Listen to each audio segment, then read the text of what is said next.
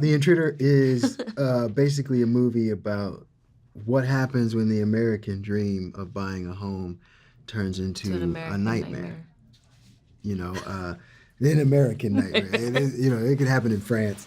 Uh, so, Yeah. We're taking a very tangible experience like buying a home, like something a lot of people are doing, and making it into this horrific experience that, quite frankly, no one asked for.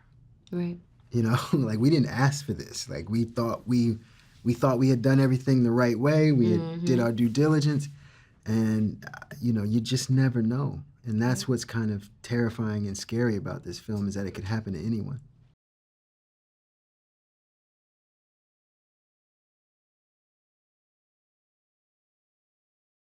I can relate to Annie a lot because I tend to be a very glass half full type person and someone who likes to find the silver lining, and I tend to be very compassionate and empathetic and sympathetic and all of that. And Annie is very much that. She just has like a heart for people, especially when she sees people going through things. She's an advocate for the underdog. She, also is a journalist, and she writes about women empowerment. So again, an advocate for the underdog, and that's really the heart of who she is. And I think that's really what made Scott fall in love with her. And I think they have that balance. They create a balance for each other because they come from different sides. So yeah, Annie was a lot of fun to play.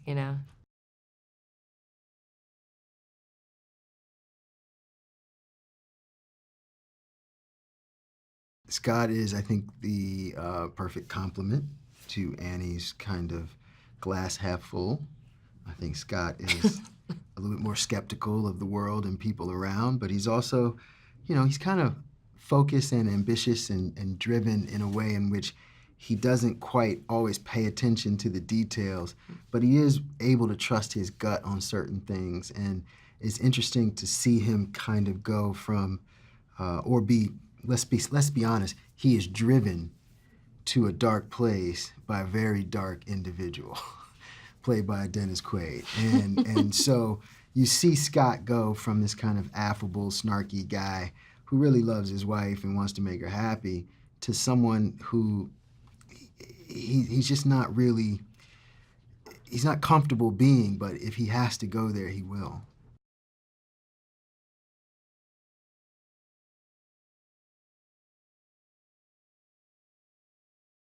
We already knew each other, so the foundation was there.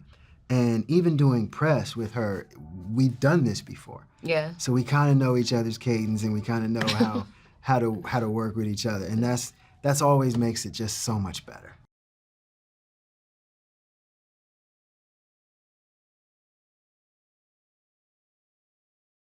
He's just, he went there, and went there. And a lot of it, we've talked about earlier, it's like you don't always see it all as it's happening because you're living in your character and you're experiencing what everyone else is experiencing it. But when you go back and you watch the movie and you see all these little subtle things that he was doing that you didn't even pick up in the moment because you're just being Annie or being Scott, he's just incredible in it. And he was so much fun, and he was so fearless and willing to try anything, which I think in turn made us all kind of just like fearless and willing to try anything.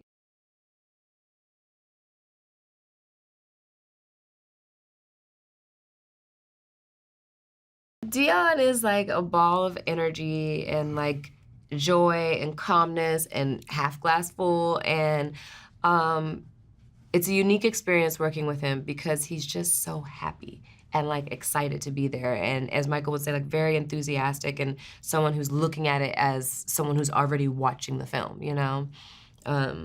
I think Megan hit it on the head. I think his energy and enthusiasm is infectious, and it raises the morale and the level of the actors and the crew in ways that I haven't seen on other films.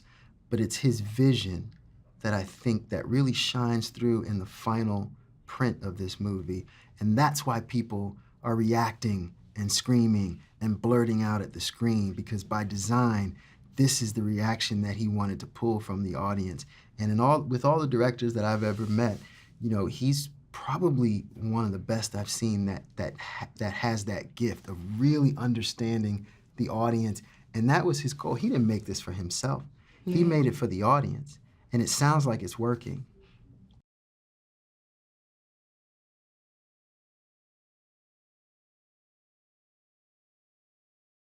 This is a movie you want to see in the movie theater. It's not meant to be, I mean, you could watch it at home if you want to, but it's meant to be experienced with a bunch of people, and it's meant to be interactive where everybody's a part of it not just being a movie, but it literally being an experience. I always think if you watch it in the theater, you have time to shake it off before you get home. If you watch it at home, you might not sleep. Good night. You might not Enjoy sleep. your night. You know what I mean? You might not sleep that night.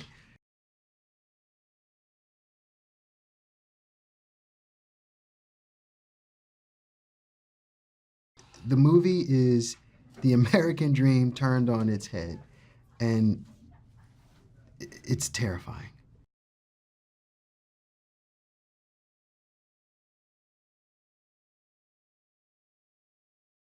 My experience on The Intruder has been all positive, but nothing compares to the reaction that the audience gives when they see the final product on the screen in a group setting, and you see more than one person. You see multiple people just having a visceral reaction. Nothing can beat that.